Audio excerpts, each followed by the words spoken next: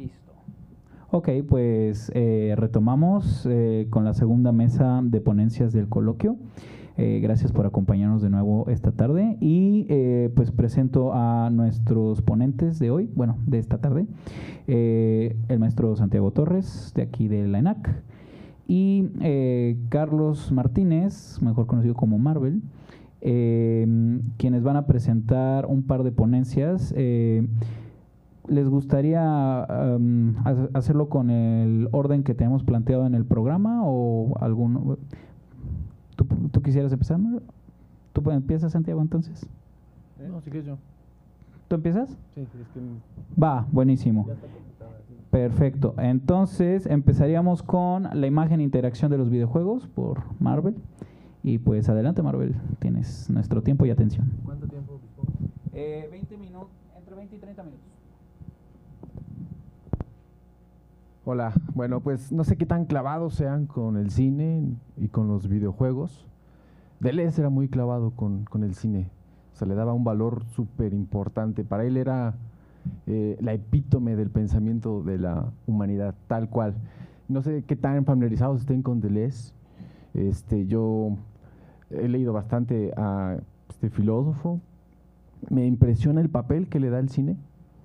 Creo que ni los cineastas le dan el peso que Deleuze le da el cine. O sea, prácticamente el cine va a salvar a la humanidad del nihilismo, ¿no? Él tiene un concepto que se llama imagen-movimiento. Él está influenciado por Henry Bergson, un filósofo que ya está prácticamente olvidado, pero en su época fue muy famoso. Tan famoso que incluso fue el causante de que se le negara el premio Nobel a Einstein.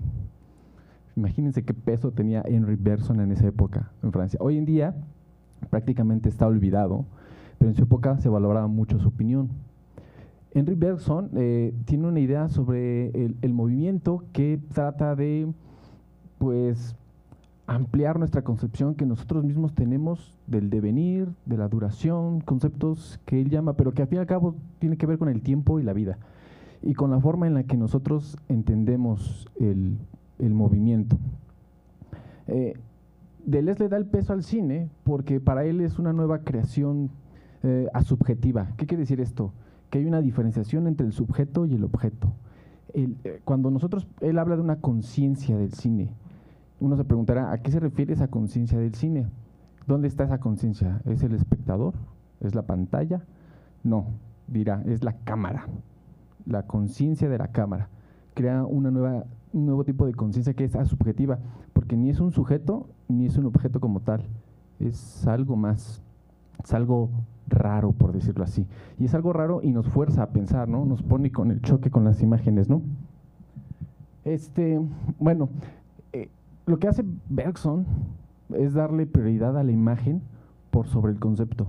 Algo que en filosofía es muy extraño, porque los filósofos trabajan con conceptos. De hecho, Deleuze dice que la filosofía es crear conceptos. ¿Qué quiere decir esto? Que las palabras no nos alcanzan para entender nuestro mundo. Son las imágenes las que realmente nos van a dar ese entendimiento, esa comprensión, ese pensamiento del mundo. Y las palabras, por el contrario, pueden distorsionarnos esa percepción. Aquí empezamos a ver, entonces, la fuerza que le da Deleuze al cine. O sea, incluso hay unas frases, hay en Imagen Movimiento, estudio sobre cine 1, que está dando mucho peso al cine y a esta idea de la imagen, porque es mucho más directa para crear pensamiento. Las palabras nos pueden como distorsionar este plano de inmanencia que llama conceptualmente Deleuze. ¿Qué es el plano de la inmanencia? La realidad. Este es un plano de inmanencia, ¿vale? El plano de inmanencia es el universo, las imágenes, todo lo que está fluyendo en este momento. Parece extraño, pero no lo es tanto. Yo aquí tengo la imagen de Sebas, percibo su imagen. Me dicen Sebastián, voy a pensar en muchos Sebastianes, ¿no? Es un concepto que no alcanza a ejemplificar lo que es Sebastián como imagen. Su imagen es mucho más factible para entenderlo en este mundo. Si me dicen Sebastián, puedo pensar en cualquier Sebastián, Santiago, etc. Tengo una imagen de ustedes. Podré no tener su nombre, su palabra, su concepto, pero tengo su imagen, ¿vale? Y así puedo entenderlos, porque tengo esa imagen. Entonces las imágenes nos ayudan sobre todo a crear y entender este mundo, ¿no? Entonces el cine es una pantalla, ¿no? Como pantalla es una imagen, nos está dando una imagen del mundo, de este plano de inmanencia. Es el cosmos, es la materia. Sebas, yo, Santiago, somos materia. Y su imagen, la imagen que ustedes perciben de nosotros, es esa materia. Bueno, pues el cine nos ayuda precisamente a eso, según Deleuze, a entender este fluir en el tiempo, este devenir, este plano de inmanencia, es decir, toda la materia, todas las imágenes que está en constante movimiento. Entonces ya pensemos a entender poco a poco qué es eso de imagen-movimiento. Y Deleuze da una idea muy interesante sobre el cine, en esto que dice imagen-pensamiento, ¿no? Es un arte que basa su ontología y esa especificidad técnica en la imagen, en cómo creamos esas imágenes, movimiento. Pero para esto hay una diferenciación, como ya dije, entre sujeto y objeto. El cine es una conciencia colectiva de masas. No está afianzada en un individuo, sino que es algo mucho más complejo, ¿no? Y poco a poco vamos a empezar, ¿qué tiene que ver todo esto con los videojuegos, ¿no? ¿Vale? Y esta imagen pensamiento que crea el cine no lo hace cualquier tipo de cine. Está fallando aquí, ¿no? Es que creo que hay que ponerlo en full screen. Ojalá, lo intenté hace rato y no funcionó. A ver, Porfa, ¿no?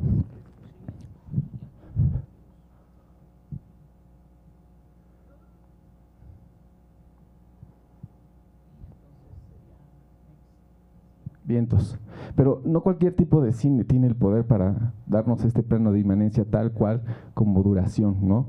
Por ejemplo, el cine clásico, es decir,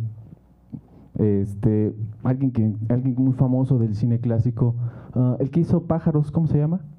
Hitchcock. Alfred Hitchcock hace cine clásico, ¿no?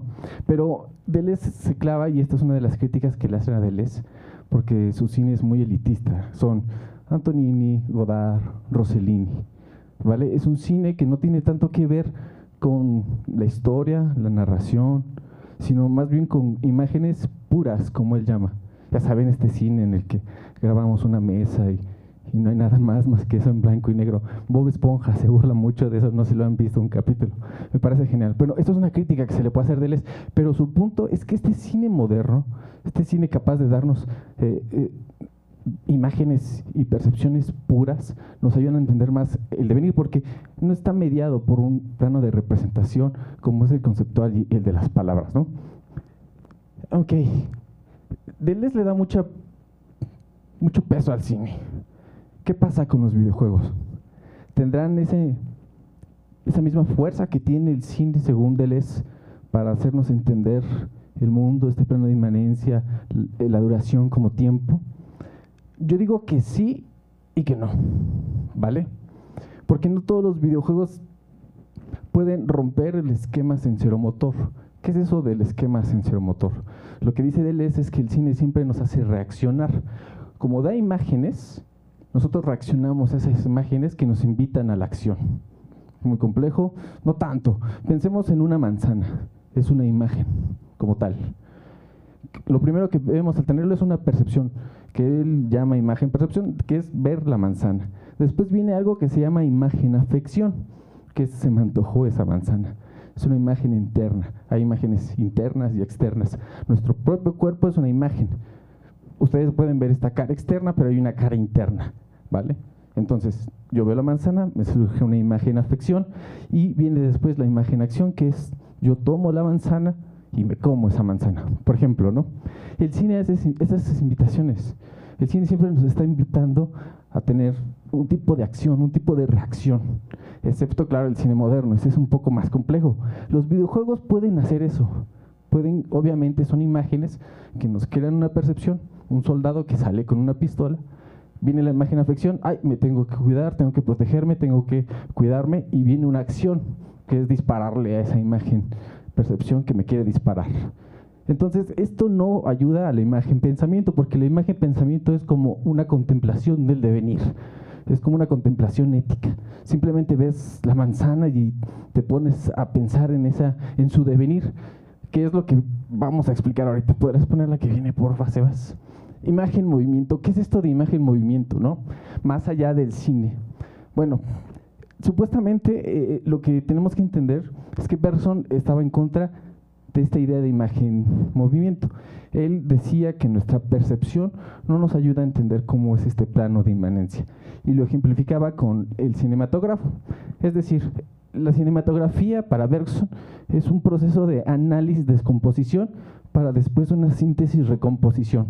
Nosotros tomamos fotogramas de un movimiento y después lo reconstruimos con otra máquina para ponerle un desplazamiento artificial. Eso no es el movimiento. Y una de las primeras cosas que hace que no entendamos lo que es el movimiento es que lo confundimos con su traslación. Creemos que el movimiento solamente es desplazarme de un espacio al espacio B. Eso creemos que es el movimiento, y Bergson dice, eso no es el movimiento. El movimiento es más que una dimensión espacial, es una dimensión temporal.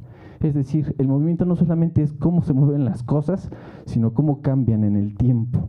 Y esa imagen supuestamente no la puede dar el cine, dice Bergson, ¿vale? Ok, o sea, que no entendemos ese devenir interior. Pensemos en la manzana. Podemos verla que se mueve de un lado a otro, por ejemplo, del árbol al mercado. Eso no es entender su movimiento. Según Bergson, entender su movimiento es entender que esa manzana es virtualmente un árbol. Es decir, que puede llegar a ponerse en el suelo, pudrirse, semilla, crecer. Hay un cambio ahí. No es un cambio espacial, es un cambio temporal. O puede convertirse en un pay de manzana o en otra cosa si la ingerimos. Y ese es el devenir, ese es el movimiento como tal. Siempre es una dimensión espaciotemporal.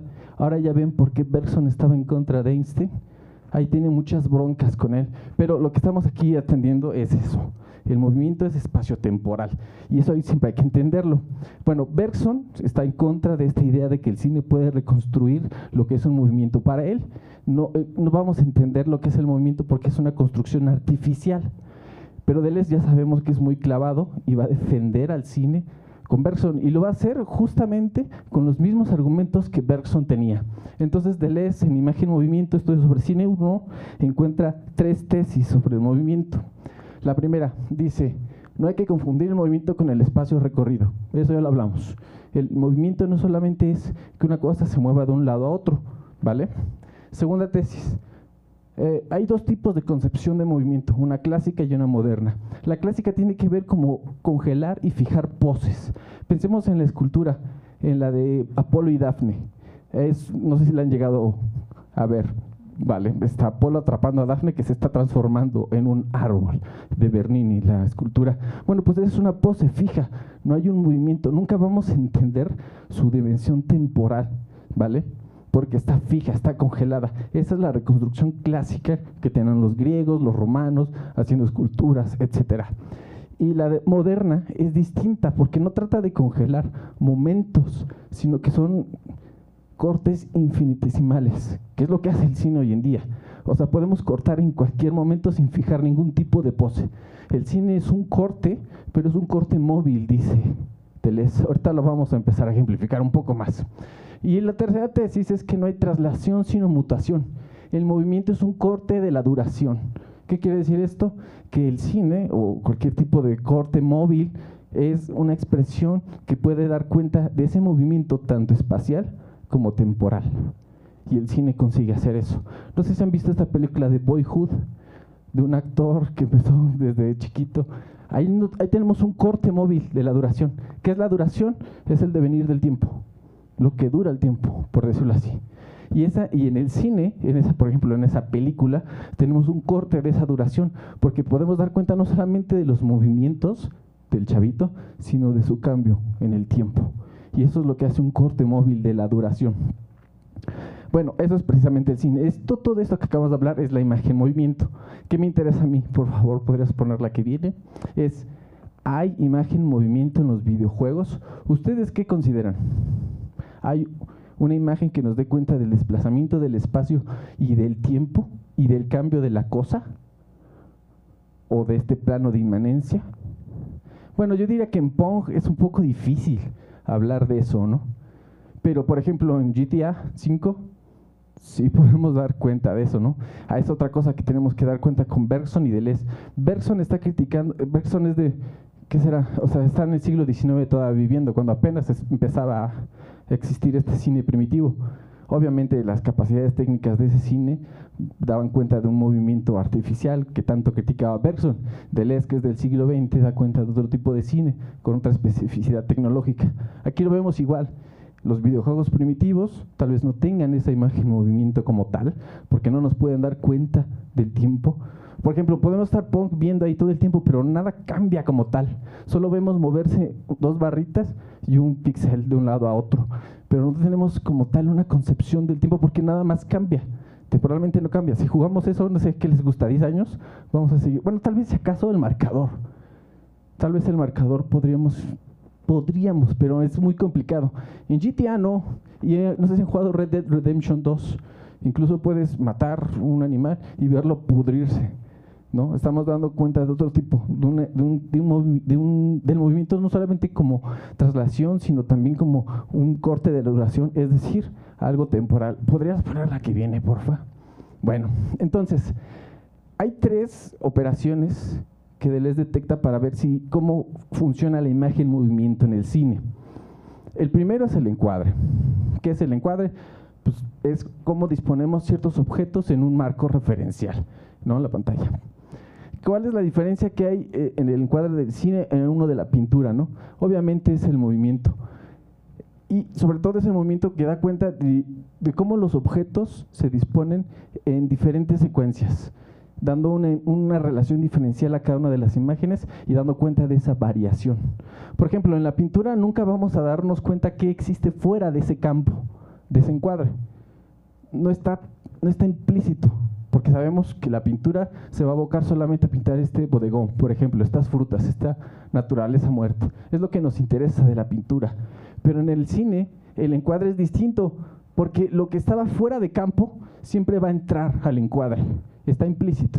Entonces, aquí vemos los cráneos y alguien pisando los cráneos. Si fuera un bodegón, una pose congelada, sería como un bodegón y nunca vamos a ver lo que está afuera. Pero la cámara, como es una conciencia, se mueve y da entrada a otros objetos para diversificarse. Esto es variabilidad. Ok, la segunda operación, ¿podrías ponerla, Sebas, porfa? Es el plano. ¿Qué es el plano? El plano es el movimiento de la cámara, tal cual. La capacidad de que alguien tiene ponerse una cámara y moverse con ella y dar cabida no solamente a que ese encuadre y ese fuera de campo esté siempre en constante movimiento. O sea, siempre dando cuenta no solamente de los objetos que están allí, en este caso un montón de criminales que quieren pelear, ¿vale? Sino además de la duración de un conflicto, por ejemplo, en este caso. Eso es el plano. Y lo que dice Deleuze es que esta es la conciencia como tal de la cámara, la conciencia del cine, lo que nos hace pensar en otras cosas, ¿no? En este plano de inmanencia. Yo lo recuerdo mucho porque a mí me llamó mucho la atención la película de La Naranja Mecánica, cuando Alex se quiere suicidar y ven que Stanley Kubrick avienta la cámara, que literal solamente aventó una cámara para dar la impresión de que Alex se suicidaba. Eso me marcó porque dije, entonces así se ve aventarse de una ventana, así se ve cómo sería suicidarme. No tengo que aventarme yo, sino que esa conciencia de la cámara me da esa imagen directa y me fuerza a pensar en cómo sería esa situación, ¿vale? Entonces el plano es fundamental aquí. Estas son cosas más complejas que lo marca Deleuze en imagen y movimiento, pero lo trataré de simplificar. Y la que viene es el montaje, ¿vale? El montaje es, ya saben, los recortes que hacemos de un montón de... ¿Podrías ponerla que sí? Son los recortes, la imagen que va poniendo así, ¿vale? Es decir, es una relación diferencial entre imágenes que nos dan un sentido de algo. Ok, estas 3 operaciones que hay en el cine, ¿lo hay en los videojuegos? ¿Sí o no? ¿Qué opinan? Tenemos encuadre, ¿no? ¿Qué es lo que diferencia ese encuadre del cine al encuadre de los videojuegos? Hay algo que lo hace diferente a lo del cine. ¿Ustedes qué creen? Exacto. Que la conciencia de la cámara cambia. Porque si aquí hay una conciencia de la cámara que puede ser manipulada por cualquier camarógrafo, pero indistintamente cuando lo vemos en la pantalla, da igual quién sea, ¿no? Vemos ahí una conciencia de la cámara. En el videojuego la conciencia de la cámara siempre va a estar extrañada por la acción del usuario.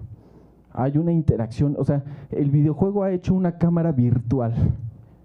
No es una conciencia de una cámara virtual, que siempre va a estar anclada no solamente a lo que hace las operaciones computacionales o la programación, sino siempre va a estar invariablemente modificada por el sujeto. Pensemos en el encuadre. Tenemos un encuadre. ¿Quién hace el encuadre?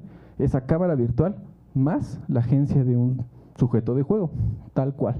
Y entonces eso hace una variabilidad todavía mucho más grande que la del cine. ¿Qué es lo que estoy tratando de decir aquí? Que el videojuego probablemente sea un pasito más allá de esa conciencia que abre a la imagen pensamiento que tanto buscaba Deleuze en el cine. Probablemente Deleuze se quedó corto con el cine y ahora nosotros tenemos la oportunidad de pensar en el videojuego como esa capacidad que nos da para abrirnos aún más al plano de inmanencia y entender las imágenes que vienen, que nos dan directamente a nuestro cerebro, ¿no? Entonces, hay encuadre, está modificado. ¿Podrías poner la que viene? El encuadre está modificado. Pensemos en el plano. ¿Qué pasa con el plano? Lo mismo. Ese movimiento ya no está dado solamente por la conciencia de la cámara, sino la conciencia de la cámara más ese sujeto de juego. Se amplifica. Pero, ¿qué pasa con el montaje? Algo cambia drásticamente en el montaje. ¿Qué? Tiene que ver también con la interacción. No es lineal, no está prefijado, no está dado, está mucho más abierto. Pensemos, por ejemplo, no sé, si pensamos en términos generales, obviamente hay un montaje en ideas de cinemáticas e entorno gráfico, en cinemáticas e entorno gráfico. Podemos decir que ese es un montaje si lo pensamos así. Pero si el jugador decide quedarse, como por ejemplo en Red Dead Redemption o en otros, solamente en el entorno gráfico, el montaje se socava, se cae. Ya no tenemos esa relación diferencial de imágenes hechos por los recortes o los recortes que hace el editor. Hay algo que cambia, es la agencia del sujeto, sobre todo del sujeto de juego, lo que lo hace todavía mucho más. Por ejemplo, pensemos, el club de la pelea, podemos memorizar tal cual como va la película. Incluso un editor podría hacer su propia versión del club de la pelea si tuviera los... Y de hecho en YouTube lo hacen mucho, ¿no? Lo que da cuenta lo abierto que es esto. Lo apertura que está el tiempo. Pero en el videojuego pasa algo distinto, porque estamos interactuando con lo que yo llamo imágenes procesuales. ¿Qué es una imagen procesual? Es una imagen que depende de ciertos procesos o procedimientos para que surja su movimiento, porque las imágenes que vemos en GTA Auto, por ejemplo, la programación de un NPC tiene que ver con una programación y cómo va a interactuar o corresponder a las agencias del jugador, del sujeto del jugador. Y ese tipo de relaciones con las imágenes procesuales hace un cambio. ¿Qué quiere decir esto? Podemos ver el club de la pelea, incluso hay quien pueda hacer una nueva edición del club de la pelea, pero siempre vamos a tener un resultado que Deleuze consideraba abierto, pero que ahora con los videojuegos tal vez es más cerrado de lo que creemos. ¿Por qué? Porque, por ejemplo, en Grand Theft Auto les apuesto que la partida de Sebas a mi partida de juego es completamente distinta. Y estamos haciendo cosas distintas. Por ejemplo, puedo aventar una bomba molotov así a la calle y los NPCs, que son imágenes procesuales, imágenes en sí mismas, van a tener un tipo de reacción. Y tal vez en ese mismo lugar, en esa misma calle, Sebas no va a tener esa reacción, va a tener otra. Y va a ser configuraciones y encuadres distintos, completamente distintos. ¿Podrías poner la que viene, por favor? Entonces, si en el cine teníamos imagen-movimiento, en los videojuegos tenemos imagen-interacción, que revela que es mucho más abierta al todo, como decía Deleuze. Después, si quieren, nos clavamos más en eso, por esa variabilidad prácticamente infinita que tiene que depende mucho de la agencia del jugador. Es decir, esta interacción hace que las cosas cambien, muten constantemente, que es una de las tesis que sostengo. O sea, Deleuze decía que todo, al fin y al cabo, Deleuze es posmoderno, queramos o no. No sé si le gustaría que le dijéramos así, pero sí, o sea, en el fondo es bastante posmoderno, ¿no? Y siempre hay una variabilidad infinita y una gama de posibilidades. A mí a veces me frustra Deleuze porque es demasiada positividad. O sea, no manches, no todo es tan abierto como vivimos mucha negatividad y las clases subalternas son las que más negatividad viven. Pero bueno, vamos a concedérselo a Deleuze, vamos a conceder que esto es abierto y positivo. El punto de todo esto es que nos da una nueva forma de entender nuestro plano de inmanencia, nuestra vida, nuestra vida como duración. ¿vale? Si el cine puede hacer eso, los videojuegos lo pueden hacer más. Por ese, imagínense las posibilidades que todavía existen hoy en día con la inteligencia artificial, que los NPCs respondan de acuerdo a las interacciones, a las distintas interacciones que podemos tener con ellos. Al fin y al cabo, ChatGPT no siempre tiene las mismas interacciones a las preguntas que nosotros le hacemos. Va variando, va cambiando de acuerdo incluso a las interpelaciones que le hagamos. Ahora imagínense si esa tecnología fuera aplicada, que seguramente algún día va a ser aplicada a los videojuegos, en el que los NPCs sean programados por inteligencia artificial y den respuestas específicas de acuerdo a las interacciones del jugador. Se va a volver todavía mucho más abierto. Prácticamente los videojuegos se están volviendo un laboratorio, donde a través de esta simulación podemos enseñar nuevas formas de vida. O sea, nosotros estamos acostumbrados a interactuar en GTA V de acuerdo a cierto esquema de programación, pero tal vez con nuestras diferentes agencias y con todas las potencialidades que pueden venir, podríamos enseñar nuevas formas de interacción social, completamente distintas. O sea, abrir todo esto, es decir, pensamos que nuestro mundo es como es y que no va a cambiar. El punto es que no, el punto es que todo está cambiando, todo se está haciendo siempre sobre la marcha, solo que estamos muy constreñidos por las estructuras del capitalismo, que creemos que no hay salida de estas interacciones sociales que tenemos. Pero en los videojuegos, y Red Dead Redemption me parece que 2 es un gran ejemplo de que podemos empezar a vislumbrar nuevas formas de ensayar nuestra vida como la tenemos aquí adentro en los videojuegos y encontrar nuevas formas de poderlas implementar. Es decir, sí hacen este choque con la imagen-pensamiento que les decía, que solamente la tenía el cine moderno. Y de hecho creo que la expande un poco más. Casi es como si esta conciencia de la cámara, si esta conciencia de la imagen-pensamiento de Deleuze está en el cine, en los videojuegos parece ampliarse. Esto es problemático porque no creo que sea así de simple, porque también tenemos que hablar sobre la imagen-acción y otro tipo de cosas. Pero por el momento lo voy a dejar aquí, diciendo que sí, los videojuegos como imagen-interacción dan una cabida todavía mucho más abierta a lo que es el mundo. Probablemente sea el siguiente paso de esa conciencia subjetiva que dice Deleuze, que nos puede como, pues sí, darnos a entender nuevas formas de vida. ¿Cómo voy de tiempo? Pues justo creo que va a ser 25 minutos. Pues yo creo que aquí lo dejaría. Vale. Un aplauso.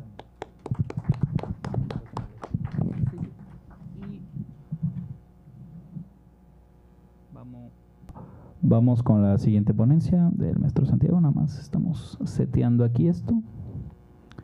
Y ahí está. Cedo la palabra.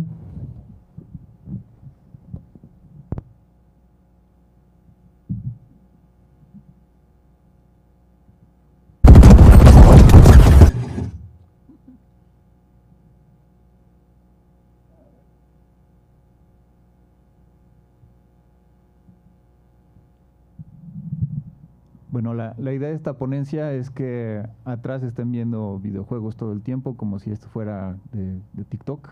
Si se aburren, pueden ver arriba, y así será más llevadera estos 20 minutos, media hora que les estaré leyendo y comentando un poco sobre Fortnite y 2 eventos en Fortnite. El título es Usando un medio nuevo como si fuera el viejo. En 1964, Marshall McLuhan escribió su influyente libro Entendiendo los medios de comunicación, Understanding Media, en el que exploró el concepto de rezago cultural, el cual me gustaría analizar con un ejemplo reciente. De manera similar a como el jet lag es la respuesta a nuestro cuerpo al entrar rápidamente en una zona horaria diferente al viajar entre continentes en avión, el rezago cultural es una respuesta colectiva para adoptar nuevas tecnologías. En su libro, McLuhan aborda este tema como un cambio paradigmático en la cultura que tuvo que adaptarse a la tecnología electrónica en un mundo orientado hacia lo mecánico. Y aquí abro comillas, nuestra nueva tecnología electrónica es orgánica y no mecánica en su tendencia, porque no extiende nuestros ojos, sino nuestros sistemas nerviosos centrales como un manto planetario. En el mundo espacio-temporal de la tecnología eléctrica, el antiguo tiempo mecánico comienza a sentirse inaceptable, aunque solo sea porque es uniforme. Una nueva distribución de habilidades va acompañada de un gran rezago cultural en el que las personas se sienten obligadas a ver nuevas situaciones como si fueran las antiguas. Cierro comillas. Cuando la tecnología en cuestión es específicamente un nuevo medio, al parecer carecemos de las habilidades para tratarlo como una nueva plataforma, y en cambio comenzamos utilizando el nuevo medio como anfitrión de uno anterior. Esto es claro, digamos, cuando empieza el cine mudo, se le trata mucho como al teatro a la hora de empezar a hacer una narración en cuanto a imágenes, ¿no? O sea, el tamaño de plano, todo va reflejando hacia la vista que tendrías de una obra de teatro. Se requieren las habilidades de artistas visionarios o el enfoque de recién llegados a la industria para visualizar la especificidad del medio nuevo y usar sus características intrínsecas. Yo vengo de la industria del cine y he sido testigo de esta transformación en nuestras prácticas de lo fotoquímico a lo digital. Tengo la edad suficiente para haber hecho un cortometraje completamente analógico, se ha terminado todo en fotoquímico, y profesionalmente he desarrollado mi carrera ya en el medio del cine digital. Toda la industria ha cambiado.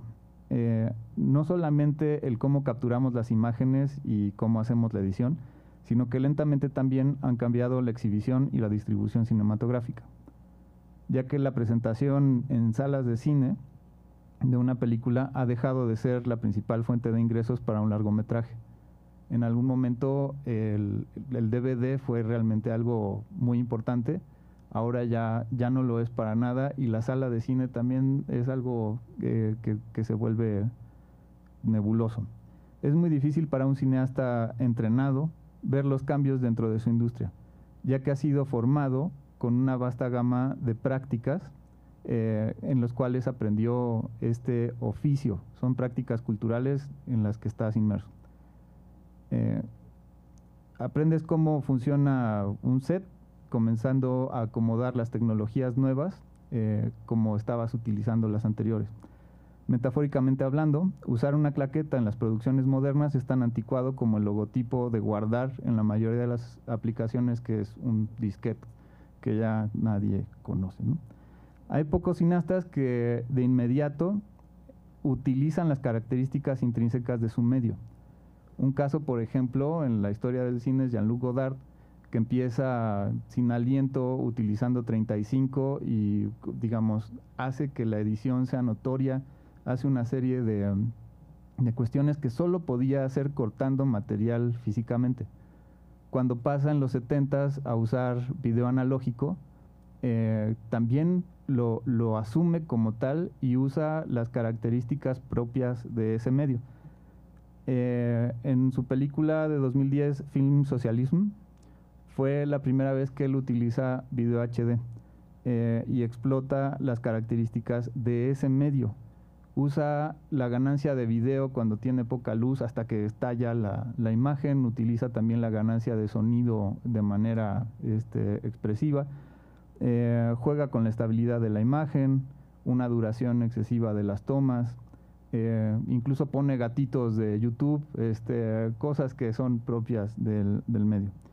La nitidez y muchas otras, como un conjunto de lecciones estéticas que la diferencian de sus trabajos anteriores.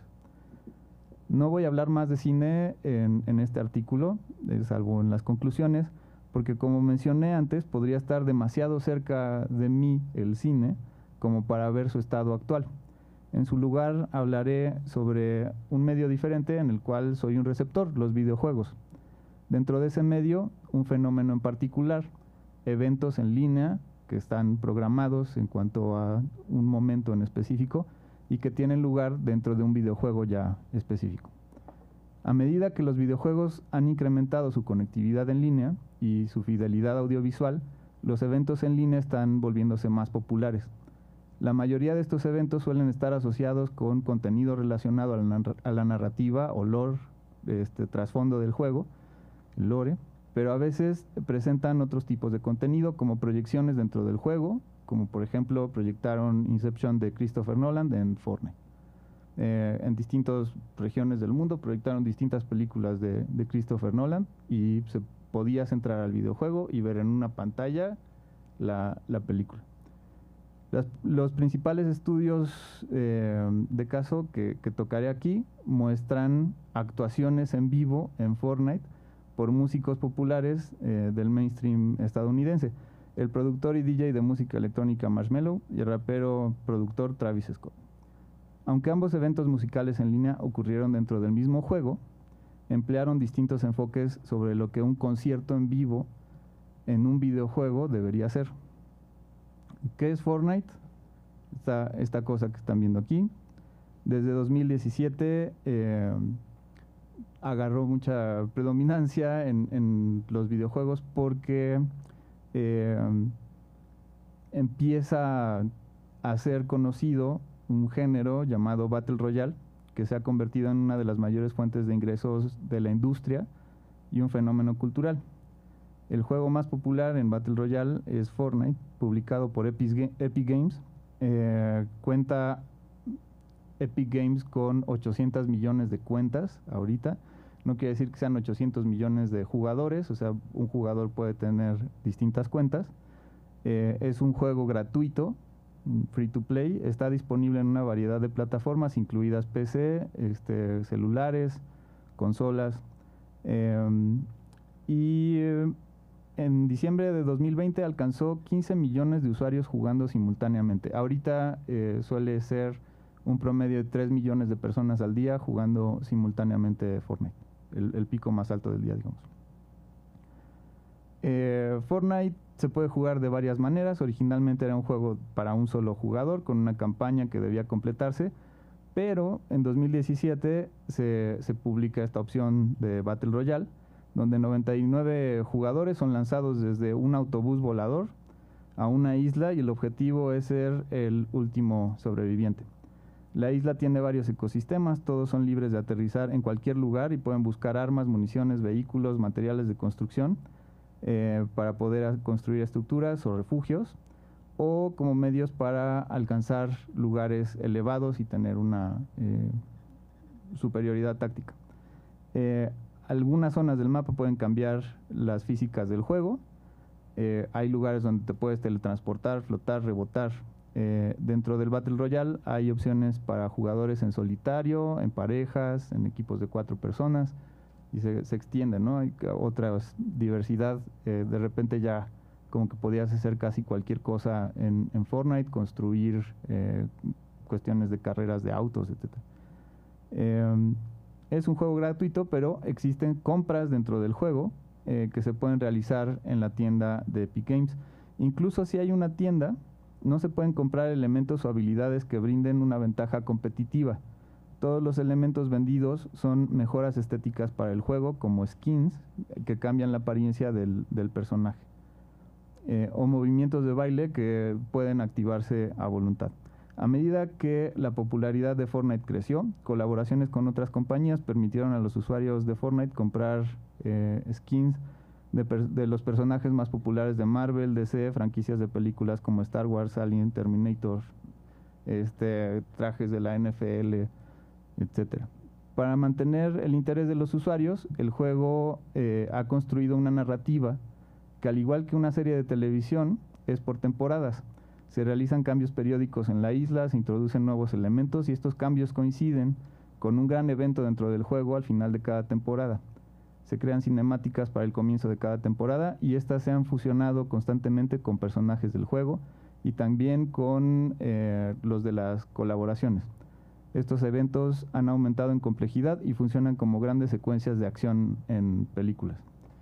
Los eventos varían en alcance e intención, desde una escena de acción completa al final de la colaboración que hicieron con Marvel en 2020, en la que se permitía a todos los jugadores trabajar en equipo para luchar contra Galactus, hasta experiencias casi poéticas como un evento en noviembre de 2019, cuando los jugadores fueron teletransportados y aislados en otra dimensión.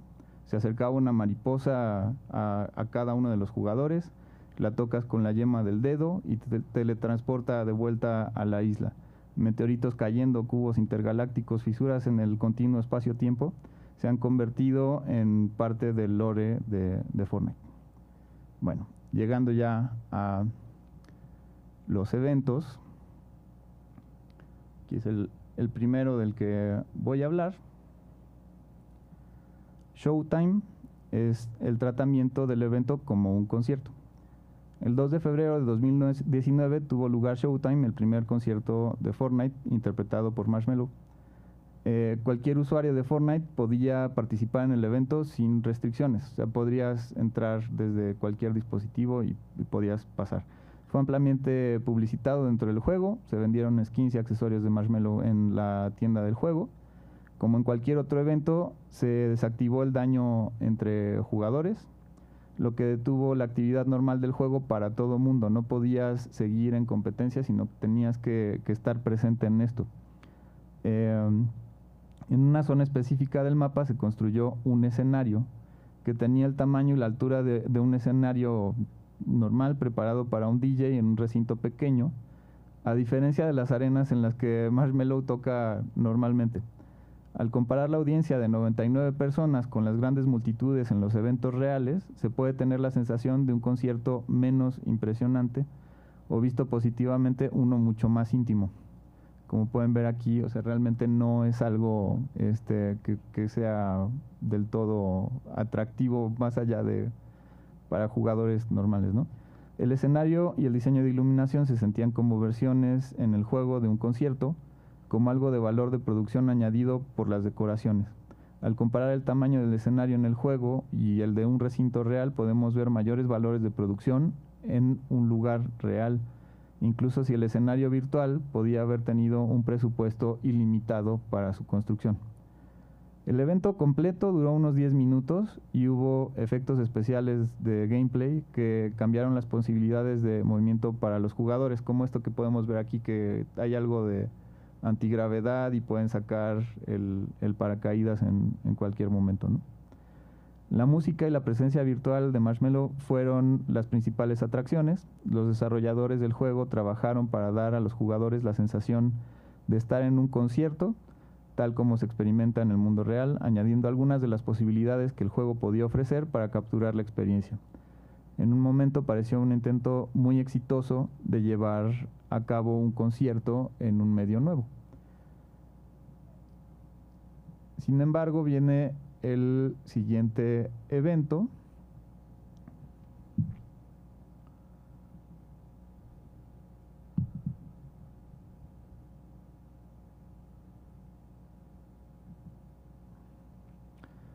Este se llama Showtime. No, perdón. Astronomical. El tratamiento del evento como un videojuego. El 23 de abril de 2020 tuvo lugar el evento en vivo Astronomical. Este tuvo un tratamiento muy diferente y pareció mucho más cercano a los eventos de cierre de temporada.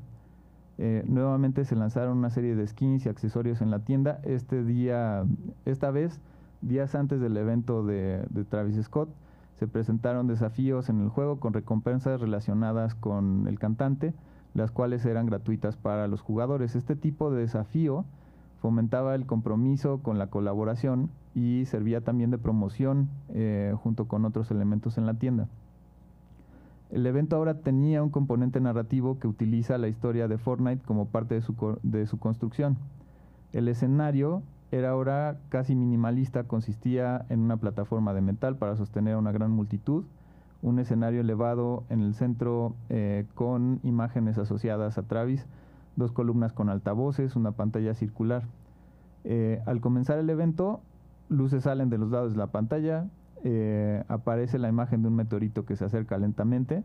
Mientras el meteorito aumenta de tamaño, se hizo visible en el cielo hasta que atraviesa el escenario, haciendo que todos los jugadores sean expulsados del escenario y aparece Travis Scott gigante, de un tamaño parecido al de Ultraman o Godzilla, ¿no? Travis se hizo cada vez más alto, teletransportándose por la isla y siendo visibles desde lejos. Se otorgaron efectos de antigravedad a los jugadores, hologramas gigantes de Travis comienzan a aparecer, Se afecta a la isla de varias maneras, causando explosiones, cambios en el entorno. La paleta de color del juego cambia, las acciones de Travis afectan al jugador, el espacio-tiempo cambian las reglas para acomodar la actuación. Creando imágenes impactantes parecidas a las de un video musical, una película o un videojuego. La experiencia sigue cambiando, pasando de estar bajo el agua, flotar en el espacio, caminar en la superficie del meteorito. Los jugadores tienen cierto control, experimentando este evento interactivo y guionizado en vivo, junto con millones de otros jugadores en el mundo. Compartiendo el momento, muchos de ellos con sus amigos, es esto de que puedes entrar en equipos de 4 personas, 5 personas, podían comunicarse mientras esto está sucediendo. Algunos de ellos estaban transmitiendo en línea en sus canales de Twitch, hablando en el chat de voz del juego, reaccionando con asombro ante los menos 8 minutos de esta nueva forma de entretenimiento. Otros eventos programados siguieron esta línea, como el Rift Tour de Ariana Grande, donde también había una Ariana Grande gigantesca, y ese evento igual tuvo varias fases, donde se iba alterando el entorno, etc. Cada evento tiene un objetivo ligeramente distinto, pero todos ellos pueden ser disfrutados por los fans de Fortnite de manera libre.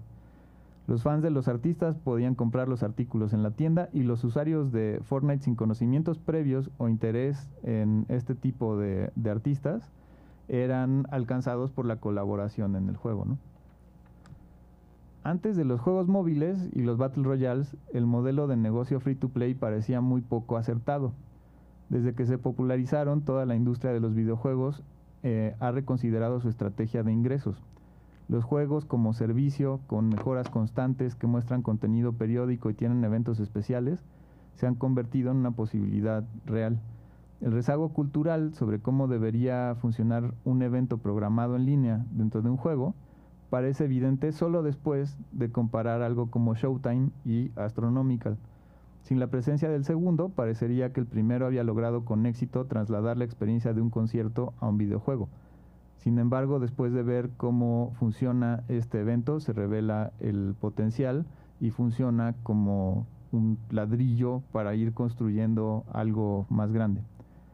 Este distanciamiento que yo pude tener siendo un mero espectador me permite preguntarme lo que está pasando en el streaming, realmente qué tanto lo estamos aprovechando los cineastas.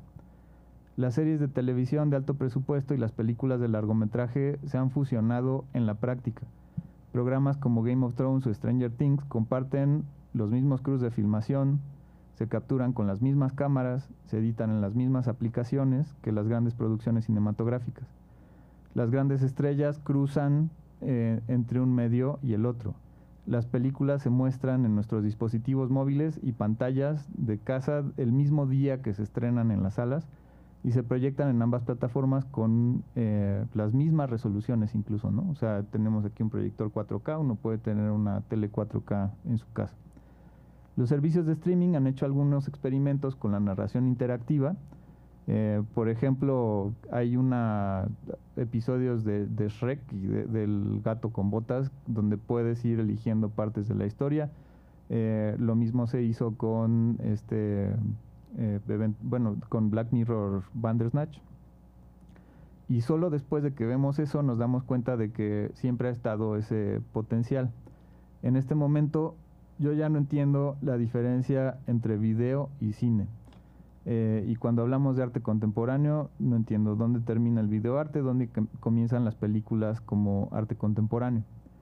Cuando imagino cómo será el futuro del cine en 20 años, no lo veo con claridad, pero puedo percibir varias tendencias que podrían reducir nuestro rezago cultural.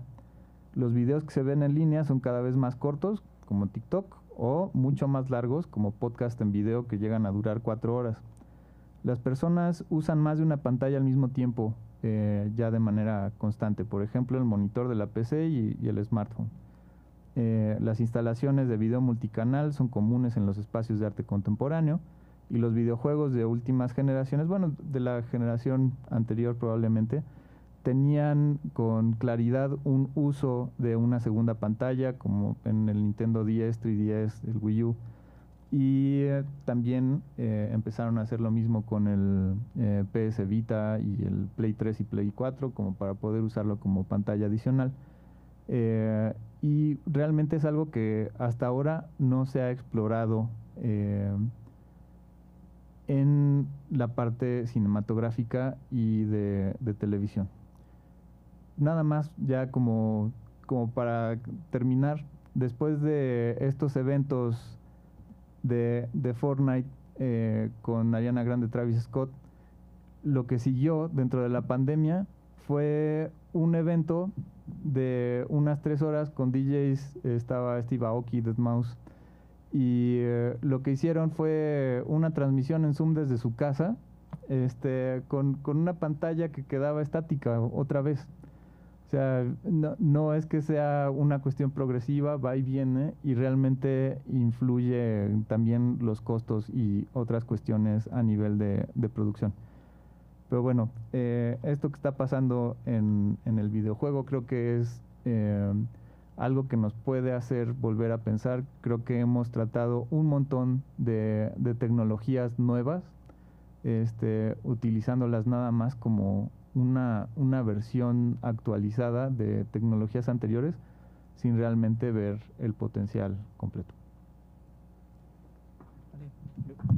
Muchas gracias.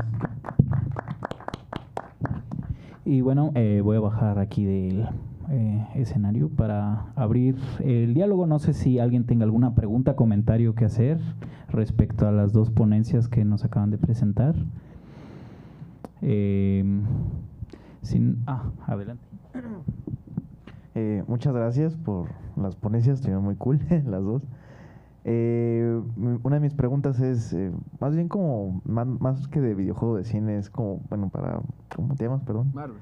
Marvel, perdón. Por ejemplo, de Deleuze o Deleuze, ¿cómo? Deleuze. Yo lo pronuncio Deleuze, pero supuestamente los franceses Deleuze. Sí. Pero Deleuze.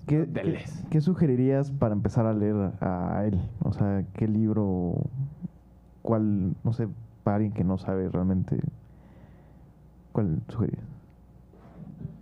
Yo creo que Imagen, Movimiento, estudios sobre cine 1, yo creo que sí hay que empezar por allí, pero también Bergson es más amigable que Deleuze. Y hay uno que se llama Sobre la memoria, de Henry Bergson, que él empieza a plantear estas ideas de la imagen, movimiento. Entonces creo que podría ser por allí. O sea, sí, como filósofo siempre hay que empezar por el que antecedió al que quieres leer. Entonces yo creía que sería ese sobre la memoria de Henry Bergson. Ese sería uno, y después seguir con estudios sobre cine 1. También creo que hay que leer un poquito a McLuhan, porque también te puede abrir un poquito el panorama sobre eso. Podría parecer que no, pero sí hay una relación, sobre todo la idea de pensar esta idea como medios y como alternancias. Y también una última, pregunta, ¿cuál es su opinión de ustedes sobre, por ejemplo, ahorita que estamos sobre videojuegos y cine, no sé, por ejemplo, Death Stranding, ¿no? Que para muchos fue como un juego un poco odiado, unos amado, no sé, o sea, es una opinión así como personal de cada uno que opina, ¿no? Sobre cosas así. Pues creo que Kojima tiene mucho estas intenciones, incluso de utilizar actores reconocidos. Entiendo que quiso estudiar cine y sus papás no lo dejaron, literal. Y tiene algunos videojuegos, sobre todo al principio, Policenauts y Snatcher, que tienen unas influencias así muy notorias del cine. Sin embargo, creo que sí está trabajando en algo que no se podía hacer en cine, como esto de poder construir y que vayan dejando cosas los demás, que son un poco como las almas en Bloodborne. Creo que sí es... los walk simulators a mí me gustan mucho y no me preocupa perderme en estos mundos donde hay poco que hacer. O al menos eso digo, porque luego ya no los juego tanto y me pongo más bien a jugar otro tipo de cuestiones. Yo creo que la influencia que los videojuegos han tenido sobre el cine es muy clara, sobre todo a nivel de cómo se utilizan las cámaras, y 1917, o sea, parece un tipo de cámara muy parecida a los últimos de God of War, de que casi siempre está como si fuera una cámara para tercera persona de videojuego, el no cortar, etcétera. Va teniendo influencia incluso en blockbusters. Entonces, pues es una influencia de ida y vuelta, y también creo que se ve a muchos niveles. De hecho, justo en el doctorado estoy analizando Death Stranding, precisamente porque hay una diferencia entre imagen-movimiento e imagen-tiempo. Imagen-movimiento tiene mucho que ver con esta que hablábamos de imagen-percepción, afecto y imagen-acción, que siempre el videojuego o ciertas imágenes están buscando que sean una posición reactiva, o sea, que siempre hay una reacción de parte, ¿no? La imagen-tiempo que estudia Deleuze en su segundo libro de estudio sobre el cine es más compleja, y de lo que está hablando en imagen-tiempo es que se rompe ese esquema sensoromotor de que tienes una imagen y a fuerzas tienes que reaccionar a ella. El punto es que rompas eso y te dejes ir en ese flujo, o sea, que sea contemplativo, o sea, que contemples tal cual las imágenes como son, sin querer nada de ellas, por decirlo así. O sea, no ver esa manzana y me la quiero comer, sino ver que esa manzana está allí y que puede convertirse en un árbol o en cualquier otra cosa. Bueno, pues la imagen-tiempo busca precisamente eso, o sea, eso es a lo que llama percepciones puras. Benrison y Deleuze, que dice que esas son sonidos y ópticas puras que te pueden ayudar a pensar. Creo que Death Stranding produce esa imagen-tiempo, porque todos los videojuegos van a querer siempre una reacción del jugador. Eso es lo que quiere hacer el videojuego, que aprietes cierto botón, que mates a cierto enemigo, que saltes tal obstáculo.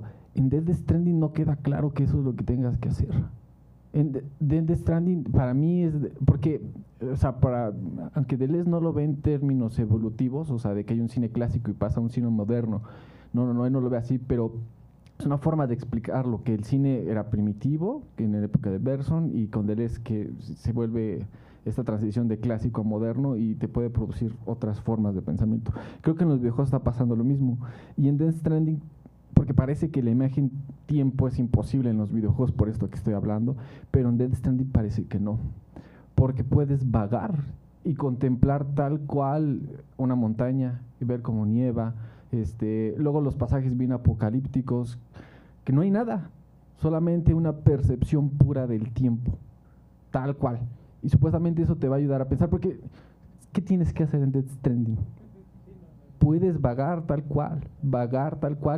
Ese es el cine moderno que tanto valoraba Deleuze en Antonini. Entonces, la crítica, perdón, es que a mí me gusta mucho ese capítulo de Bob Esponja en el que critica este cine elitista de la mesa que está ahí y se queda la cámara fija viendo, ¿no? Pues es que eso es Death Stranding.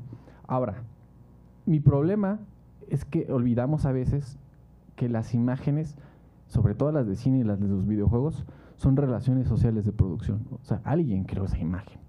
Hubo trabajadores precarizados, por cierto, que hicieron esa imagen. Y yo creo que muchas de las imágenes que vemos en los videojuegos replican esas relaciones sociales de producción.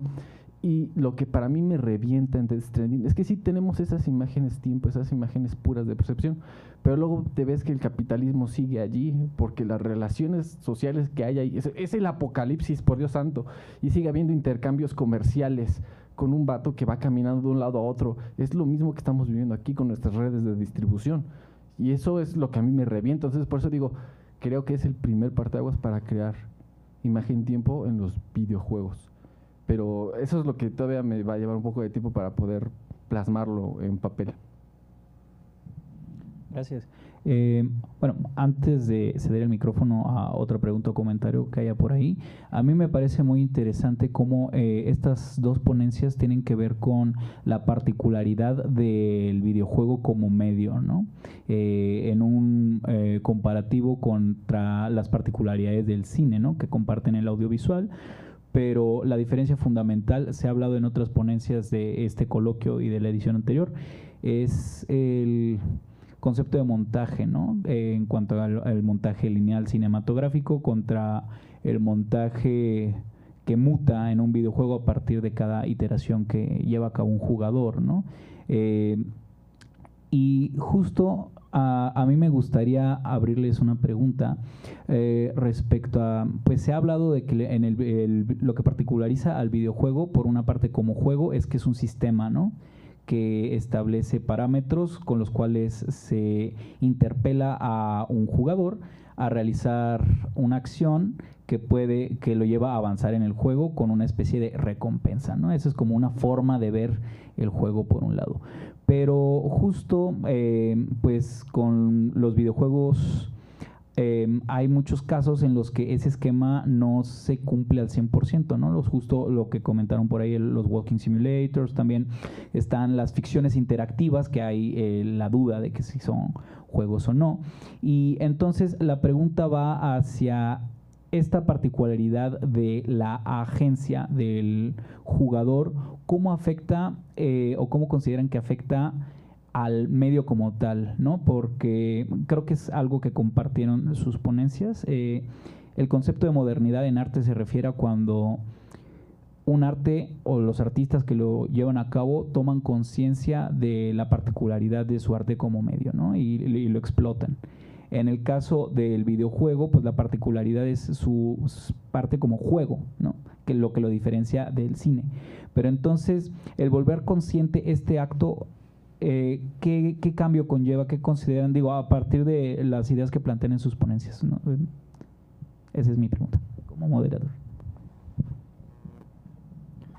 Bueno, primero comentar que creo que sí hay muchos tipos de cine y el que estudiamos en esta escuela tiene que ver con desaparecer la interfaz de usuario, pero existe. O sea, las 32 bocinas que hay ahí, el proyector, o sea, la relación que hay de esta pantalla gigante contra ti que estás sentado, como que eso tienes que en algún momento pensar que desaparece y poderte meter por completo.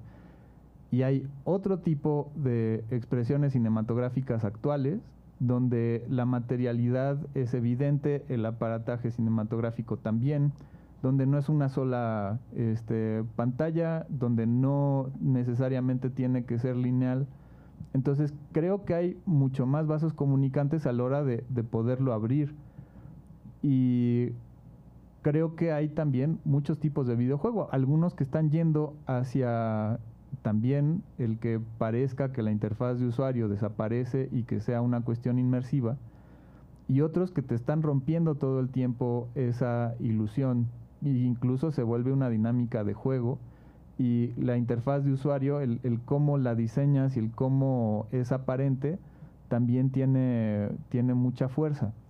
Entonces, y puedes llevarlo a que sea algo desquiciante, incluso en realidad virtual, o al contrario, realmente esta cuestión de querer desaparecer y tomarlo. Entonces, creo que no hay una respuesta definitiva, y a mí de las cosas que más me han gustado últimamente, incluso en juegos narrativos, es cuando te obliga a hacer el juego algo que no quieres hacer. Digamos, en Last of Us 2, al final el juego te obliga a hacer acciones con tu protagonista que estás completamente en contra de querer hacer, pero necesitas hacerlo para poder avanzar. Y por otro lado hay juegos que que están planteados para que no haya ningún tipo de desarrollo más allá de tu interacción. Varias de las cosas que apunté a lo largo, y creo que está relacionado con la pregunta, es que esa cámara virtual de la que se hablaba tiene límites programados.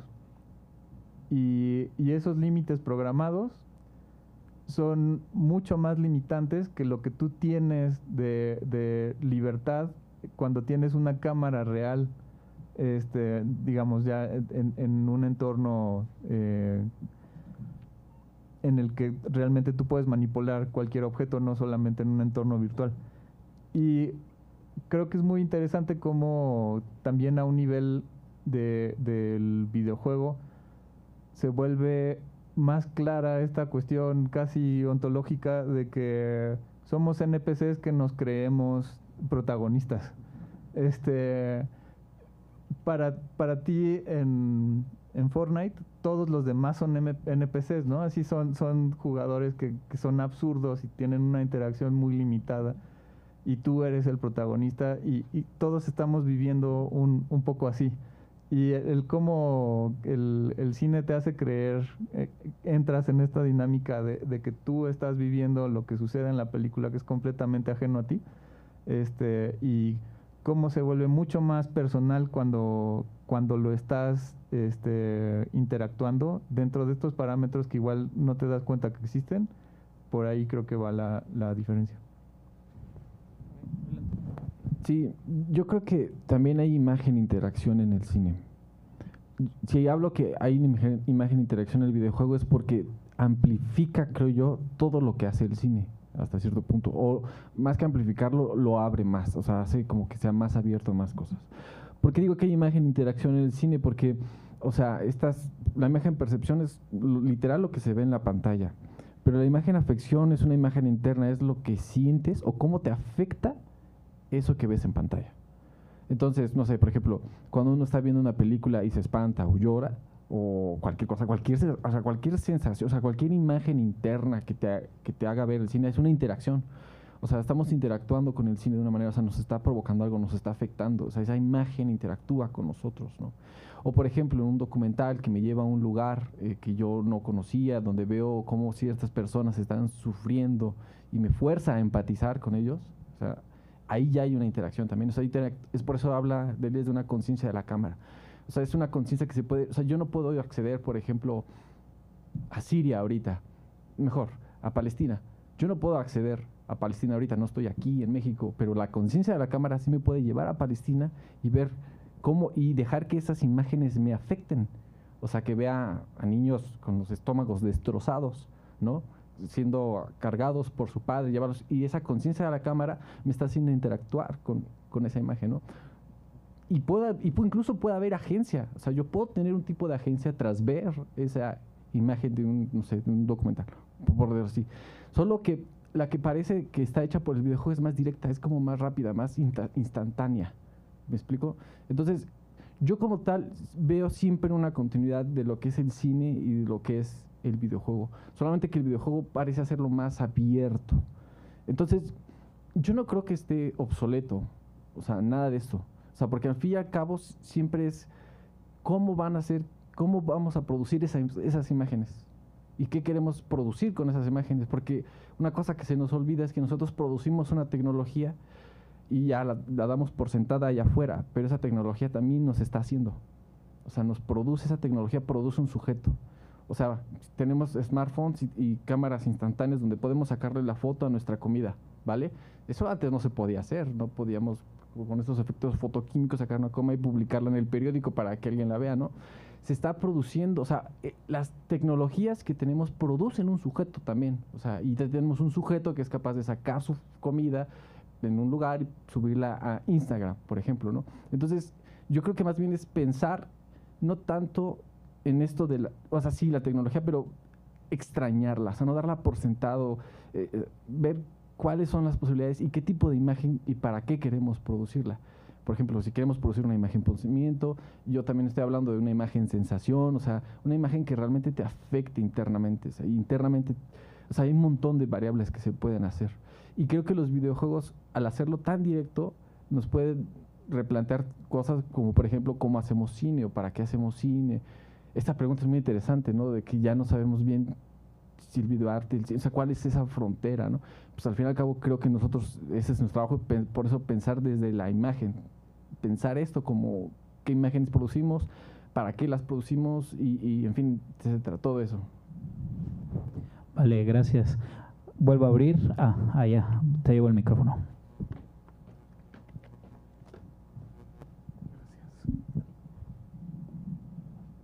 Pues bueno, primero que nada, pues felicidades a los dos ponentes. Me parece que hay tanto que dialogar, tanto sobre ambos temas, sobre pues todo esto. Y primero que nada, Octavio Paz menciona en el laberinto, no, en El arco y la lira, sobre el reconocerse de una sociedad. Primero pues en la poesía épica, ¿no? Después Deleuze, podría decir, devino en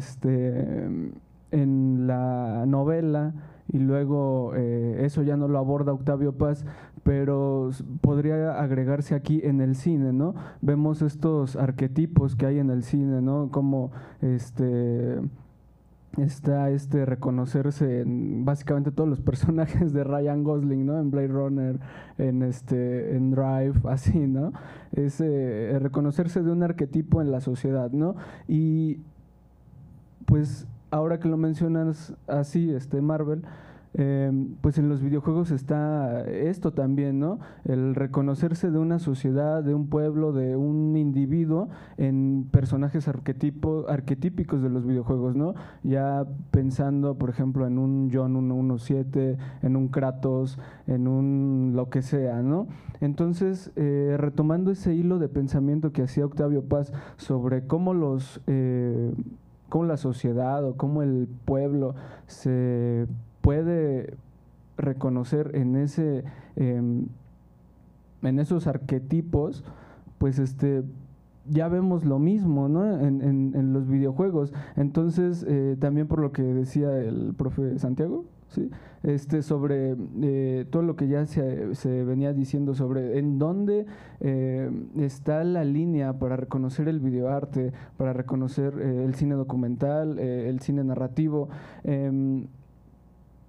¿Qué piensan ustedes sobre eso, ¿no? Sobre pues reconocernos en esos arquetipos que ya van un paso más allá sobre lo que nos da el cine, ¿no? Porque a mí lo que sí me hace diferenciar el cine de los videojuegos es un poco la ambigüedad que hay, ¿no? En ciertas narrativas.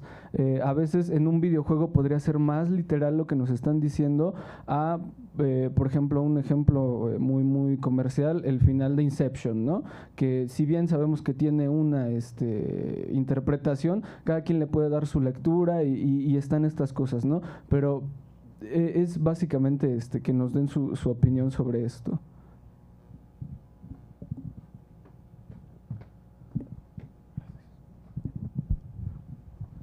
Bueno, dos cosas ahí sobre arquetipos. Creo que uno de los más claros es Link de Zelda. O sea, en el juego de Ocarina of Time, pero digo, desde siempre Link se ha llamado así, y en Ocarina tiene como un hada que lo va cuidando que se llama Navi, y Navi está nombrada así porque te ayuda con la navegación y a entender lo que está pasando, o sea, como que te da estos rompimientos de cuarta pared y qué botón tienes que apretar, etcétera. Pero Link está nombrado de esa manera porque es la liga entre el juego y el usuario. Entonces, el por qué no habla normalmente en esos juegos es para que tú le puedas depositar lo más posible de ti al personaje. Y estos personajes silenciosos, lo que intentan hacer, o sea, hay muchísimos juegos con personajes silenciosos, pasa mucho en RPGs, lo que intentan es tener la menor cantidad de elementos posibles para que tú más bien te puedas proyectar sobre ellos. Y existen, yo lo que más juego son RPGs y son juegos de rol, donde normalmente tú construyes el personaje que tú quieras. Es difícil. Hay algunos juegos que tienen personajes muy claros y que normalmente sí son arquetípicos. Es difícil hacer algo que sea muy tridimensional y que los conozcas en la intimidad, en lo profesional, etcétera. Más bien tú le vas aportando a ese protagonista normalmente lo que tú quieras, y también lo haces ver como tú quieras verte. Y puedes jugar con otro género, con otro tono de piel. Como que mucho del videojuego siento que va para allá. Y es una cosa fluida propia de lo contemporáneo, de que no hay nada de qué asirse. O sea, como estos poemas épicos nacionales o nacionalistas, como que siempre tenían algo muy, muy claro en cuanto a las características propias del lugar, y era muy asociado al... Pero pues cada vez son más anodinos los lugares en los que suceden las cosas y los personajes que se utilizan en los videojuegos. De manera general, digo, como que hay muchas excepciones a lo que estoy diciendo, pero creo que el videojuego intenta ir por ahí. Sí, es que también creo que tenemos la oportunidad de superar justamente esos arquetipos, porque la idea de Deleuze con la imagen-tiempo y estas percepciones puras que nos puede dar la cámara es que puede descentrarnos, o sea, quitarnos esta visión de sujeto, no sé, humano. Imagínense ponerle la cámara al cuello de un gato y que grabe por ahí. Es otra percepción totalmente distinta en la que incluso tal vez no nos podamos identificar. No caminamos al ras de suelo, no corremos así de rápido, y siempre estaríamos viendo algo así. O imagínense de una ballena, ponerle una cámara a una ballena y que vaya hasta allá abajo, cosa que nosotros nunca vamos a poder acceder por la presión. Esa es la conciencia de la cámara de la que habla Deleuze. O ponérselo a un perro, o a ponérselo a un ave. O sea, ellos van a obtener con esas cámaras que les pongamos imágenes que nosotros no podríamos obtener. Y entonces se está descentrando, nos está desestabilizando incluso como sujetos humanos. Y entonces podría trascender más allá de estos arquetipos que tradicionalmente hemos hecho. Es que eso es lo rico de esto, que podríamos pensar en un montón de posibilidades. Es que este es el momento en el que podríamos abrirnos a esta duración de tiempo y pensar en nuevas posibilidades para hacer, por ejemplo, cine bien loco, como por ejemplo ponerle una cámara a un gato y ver qué sale y qué se podría hacer. No habría narrativa, no había un sujeto heroico, no había nada, no sé si habría algo épico, pero habría algo, o habría una percepción pura.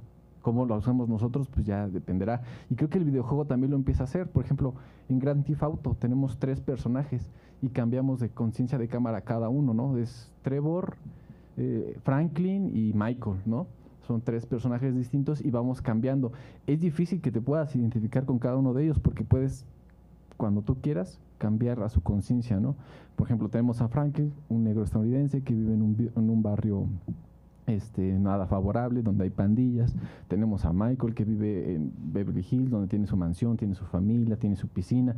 Tenemos Trevor, que vive afuera de las ciudades, en el campo, donde está todo terroso. Imagínense que tuviéramos nosotros esa posibilidad, de que pudiera yo vivir ese centro de una persona que vive en el Pedregal o en Lomas, o luego pasarme al borde de Suchiaca.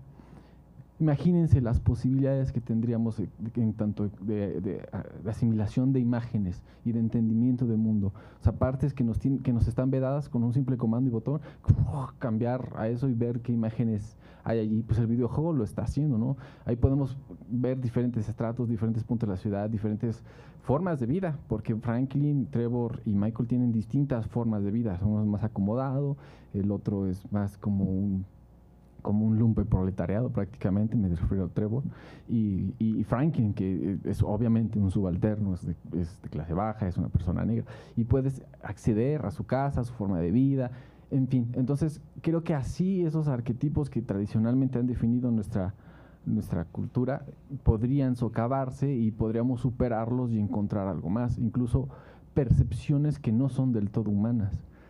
Por ejemplo, hay también un juego, Apex Legends, no sé si lo han jugado. Hay un hacker que se llama, no me acuerdo, es coreano, o bueno, ascendencia asiática se ve, no me acuerdo cómo se llama el personaje. Pero una de sus habilidades es tener un dron un dron que tiene una cámara, ¿no? Entonces tú estás combatiendo y de repente accedes a esa habilidad que es entrar y él se le abre una pantalla así y está viendo, y tú puedes moverte con el dron y acceder a diferentes lados. Él tiene una distinta conciencia y puede acceder a ciertos lugares que nuestra vista no puede. Entonces descentra, o sea, te quita esa visión que tienes aquí al ras del rostro y es capaz de sacarte de allí. Y eso te fuerza a pensar, o sea, te fuerza a pensar, porque estás viendo las cosas, estás accediendo a otro tipo de imágenes. Entonces yo creo que el videojuego ahorita nos da esa posibilidad. El cine también nos lo da, pero ahorita el videojuego es como que siento que es más abierto, entonces nos puede dar esas visiones y acceder a nuevas formas de vida.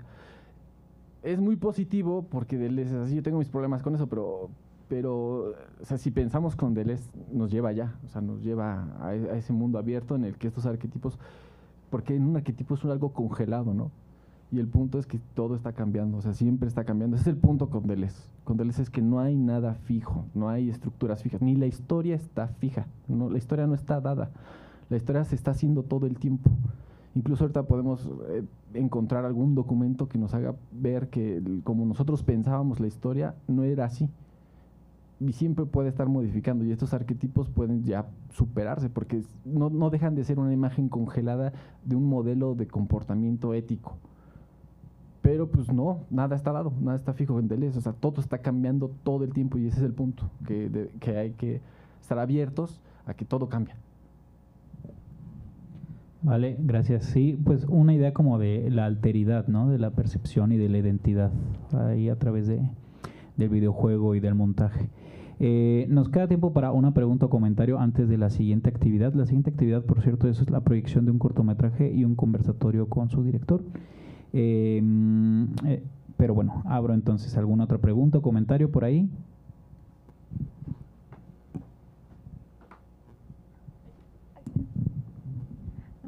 Pues sí, es una pregunta. Yo vengo del mundo del cine, series y circunstancias de la vida. Y ahora estoy pues entrando a trabajar en el mundo del videojuego en la completa ignorancia. Soy esa persona que cuando nos empezamos a presentar, pues todos decían sus videojuegos, yo no conocía ninguno. Y por supuesto que no iba a ser la vergüenza de inventarme uno. Entonces también por eso vine un poco como a este coloquio para empezar a empaparme del tema. Y en el conversatorio pasado mencionaron varios videojuegos que hacen como este puente, ¿no? Pues a mí me funcionó. Pues gente como yo que viene de ese mundo y viene para acá. Y pues nos guste o no también para allá vamos. Porque las generaciones, pues de mi hermana, por ejemplo, que yo le llevo 12 años, para atrás, la mayoría de los nombres que dijeron ahorita, ellos no tienen ni idea de quién son y les importa muy poco. Entonces, están más clavados en estos rollos. Y lo entiendo, porque finalmente creo que sí estamos llenando un vacío de participación ciudadana o humana que pues las nuevas generaciones tienen todavía más, pues ese sentimiento de que no existen, ¿no? Que no tienen un impacto. Entonces, bueno, la pregunta es, juegos que me recomienden para empezar a migrar a esta industria.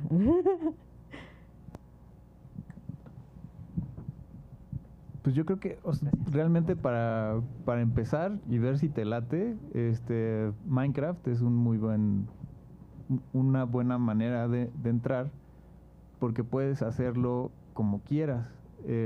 Tiene una parte de que sí hay un mínimo de narración, donde hay un objetivo final, pero también lo puedes hacer hacia construcción, lo puedes hacer de manera que tengas ya todos los recursos disponibles o que sea una cosa de sobrevivencia. Si se te dificulta mucho el estar manejando la cámara, que luego es lo que pasa con gente que nunca le ha entrado al videojuego, sí sería que vayas hacia cosas de plataformas tipo Mario, juegos clásicos de ese tipo que involucran un tipo de juego distinto, donde nada más controlas arriba, abajo, saltar, etcétera. Okay.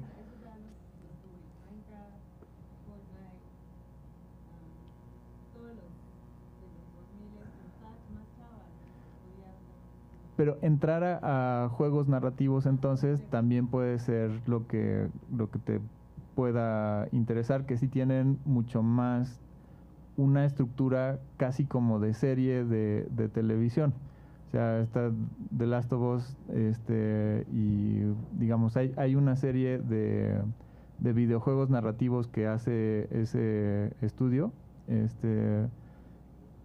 Naughty Dog, que realmente casi todos esos están en PlayStation. Pero bueno, dependiendo un poco de qué es lo que quieras hacer, es donde podría venir la recomendación. Entonces, lo primero es que te juntes con alguien que tenga paciencia para poderte aconsejar, dependiendo de lo que realmente a ti te gusta, porque hay de todo. Pues sí puede haber cosas que vayan más con exploración, otros que vayan como las novelas gráficas, que son más como un anime donde vas eligiendo historias. Entonces, si alguna de estas cosas que estamos diciendo, o sea, no sé si a ti te lata vagar por terrenos donde no va a pasar nada, bueno, pues sí hay ese tipo de juegos.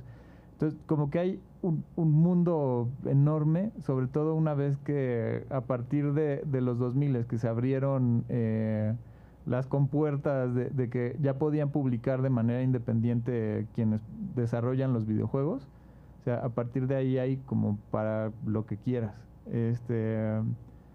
Entonces, más bien, sí acércate a gente que le sepa a videojuegos y que sepas que no nada más juega FIFA o Minecraft o Fortnite, porque pues va a ser lo que te van a recomendar, pero que pueda irte llevando algo que descubras que por ahí es lo que te gusta. Uh-huh. También lo que pienso mucho es que hay una hegemonía videolúdica por el norte global. O sea, creemos que solamente Estados Unidos, Francia, Japón, estos países solo hacen videojuegos, pero la verdad es que hay muchos videojuegos hechos cada vez más por el sur global. No sé, por ejemplo, Gesta Final es un videojuego cubano. Es un juego interesante porque es otra forma que incluso está más afianzada en el cine clásico, porque incluso tiene intertítulos, lo que a mí me pareció muy, muy curioso. Claro, es un videojuego que necesitas verlo como cine, que es o sea, no es un videojuego que te vaya a hacer súper divertido, súper entretenido, porque obviamente está hecho con las capacidades industriales videolúdicas que tiene una isla bloqueada económicamente, ¿no? Entonces produce otro tipo de efecto y es muy interesante porque parece como si fuera un videojuego hecho en los 50s. Es como si se hubieran quedado vagados en el tiempo. Entonces tú juegas ese videojuego y parece que está hecho en los 50s por la narración, por la forma en que está hecho las imágenes. Incluso ponen estas distorsiones, interferencias que vienen en las imágenes de estas del celuloide con rayitas y cosas así. Es como si estuvieras jugando un videojuego en los 50s. Es como si hubiéramos hecho un videojuego en los 50s. Es fascinante en ese sentido, ¿no? Por las capacidades. Tiene un montón de intertítulos, evidentemente. Y entonces y está hecho en el 2012. O sea, es un caso muy raro, ¿no? Es un caso muy raro.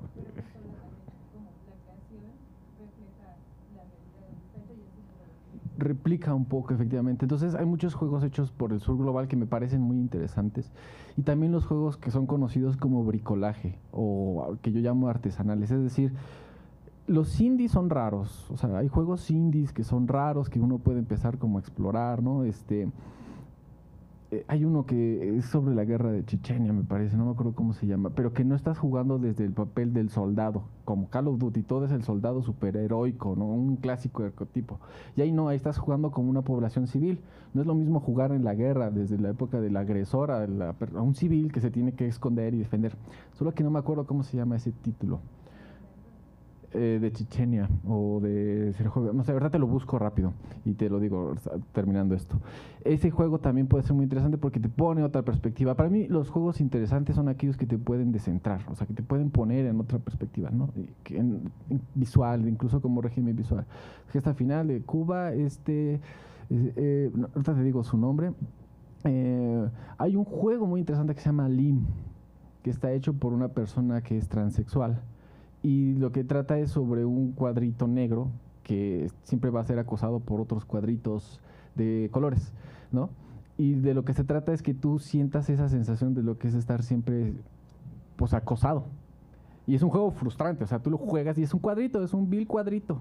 pero siempre estás siendo asolado de una manera extraña. Tú vas caminando y otros cuadros se te empiezan a atacar y sí puedes llegar a sentir lo que siente una persona que siempre está siendo observada, ¿no? Por ejemplo. Esos juegos me parecen como... Se llama Limp. Hay uno de Papers Now. Papers, Please. Papers, Please. Ese es muy buen juego también. Y está escrito de una... Es como muy de la vieja escuela. O sea, todavía está como pixeleado y todo, pero es de un burócrata que tiene que ver si va a dejar pasar a cierta población. O sea, esos juegos... Ajá. Migración, exacto. Esos juegos para mí son como muy interesantes. Y yo sí recomiendo Death Stranding. O sea, si quieres tener un extrañamiento, sí recomiendo jugar Death Stranding, o sea, y ver cuáles son las capacidades de vagar en un ambiente posapocalíptico. O sea, esos juegos sí los recomendaría. Y hay más, pero ahorita ya se me apagó. Yo tengo una recomendación igual. Hay una plataforma es un sitio web donde puedes encontrar muchos juegos gratuitos de desarrollo independiente. A lo mejor ya la conoces, que se llama itch.io. Y por otro lado, la biblioteca de Steam y la plataforma de Steam tiene un muy buen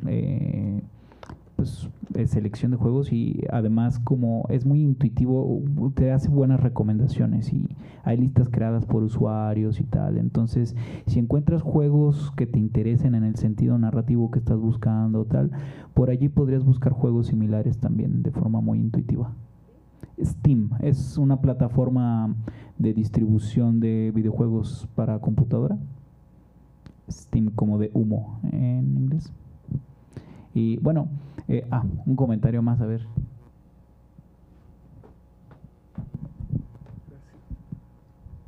Pues por ejemplo, ahorita que mencionaron Minecraft, sobre cómo ahorita pues ya tiene, digamos, un final, ¿no? Ya hay como que un tope de lo que puedes llegar a hacer y todo, ¿no? Y recordaba por allá por el 2015, cuando yo lo jugaba, que ya no había, o sea, no había como que un tope, no había como que un límite, y era esto mismo que mencionan sobre el vagar que hay en Death Stranding, ¿no?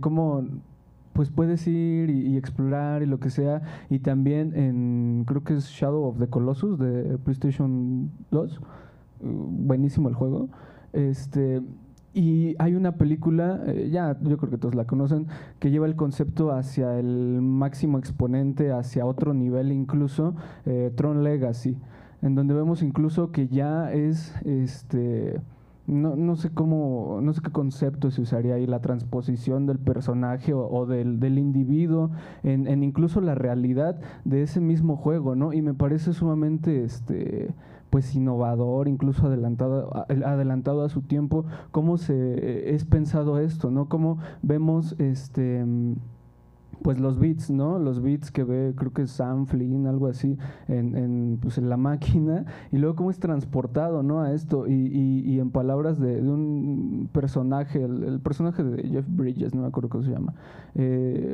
le dice a su hijo, piensa en todos los avances que va a haber en filosofía, en medicina, en discursos morales, éticos, ¿no? Incluso, y me recordaba a ese mismo vagar que hay, ¿no? Porque pues la película se desarrolla, digamos, en la metrópoli, ¿no? Pero vemos así, al fondo de la metrópoli, que están las llanuras, que hay montañas, que hay un sinfín de cosas, ¿no? Y te pone como que a volar tu imaginación sobre lo que se puede gestar ahí, ¿no? Pero a lo que voy es, creo que estamos viviendo el inicio de esa posible realidad, ¿no? Sobre esa... pues ese ir a esa realidad dentro del CPU, dentro de lo que sea, y creo que estamos en el tiempo primitivo para eso, ¿no? Y quisiera saber lo mismo, si es que hay tiempo, ¿qué opinan ustedes de esto? Porque en ese aspecto Tron Legacy me parece buenísima, ¿no?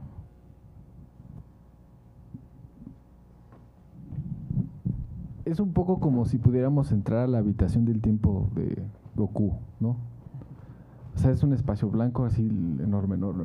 ¿Qué hacen ellos, no? Pues ellos lo que hacen es entrenar, ¿no? Yo creo que es algo similar. Es como entrar a una habitación así. Y efectivamente, o sea, la contemplación, como de venir, te fuerza a pensar en todas, es exacto, qué filosofía podemos encontrar. Yo creo que el videojuego da cabida un poco a eso, pero va a depender mucho de nosotros. O sea, porque no hay que olvidar que son las imágenes que hacemos, o sea, ciertas imágenes son producto de relaciones sociales de producción, ¿no? O sea, depende de los desarrolladores y también el cine, también qué tipo de cine vamos a hacer, o sea, va a depender de eso, porque mientras sigamos con la inercia de la producción como la tenemos hoy en día, dudo mucho que podamos llegar a eso. O sea, la verdad, o sea, si seguimos viendo películas de Marvel, o sea, no tengo nada contra ellas, por algo me dicen Marvel, pero lo cierto es que no vamos a poder llegar a ese estadio.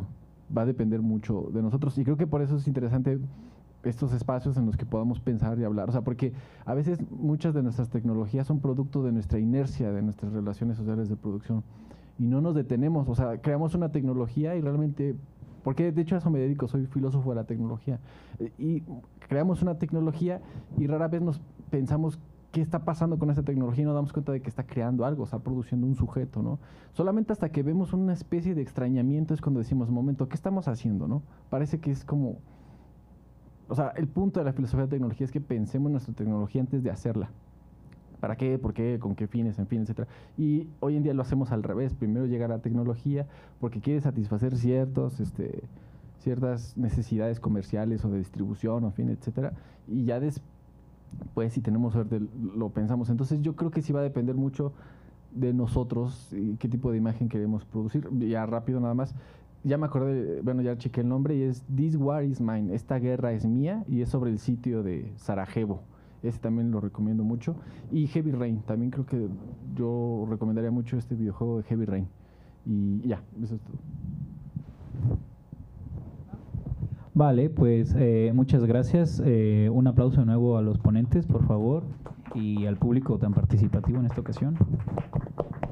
Y bueno, como comentaba, los invitamos a quedarse un ratito. A las 19:05 vamos a proyectar un cortometraje que se llama La Guerra de los Bits. Nos iba a acompañar físicamente el realizador, pero por cuestiones de imposibilidades del espacio real, no pudo acudir desde Cuernavaca, pero vamos a tener un conversatorio con él vía web al terminar la proyección del cortometraje. Entonces, pues los invitamos a ver el corto y quedarse para el conversatorio. Muchas gracias. Y pues eso, si quieren salir a tomar aire un poquito en lo que preparamos eso. Y eso, gracias.